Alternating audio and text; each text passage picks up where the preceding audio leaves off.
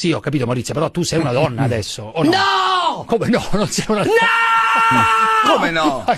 Come no? Perché Cosa no? dice? Sei una donna. Maurizia Paradiso, ma ti sei pentita allora di quella roba lì? Di esserti evirata, diciamo? Rivoglio il pisello per menarmelo! Però scusa, adesso, a parte Come? queste cose qua. Oh, mamma mia. Però scusa, la tua vita sarebbe stata diversa? Sarebbe stata diversa? Se mia madre mi avesse accettato, mia madre è morta 6 anni fa e Vabbè, mi ha diseredato. Ma adesso non entriamo in questi dettagli che tu non sopportavi tua madre perché ti ha diseredato. Non è che non lo sopportavo, io l'amavo, era lei che non sopportava la mia notorietà. Benissimo, allora tu sei con un cagnolino in mano, sei molto amante degli animali, hai un rapporto bello anche con gli psicofarmaci. Gli unici animali che non sopporto sono gli uomini. Assolutamente.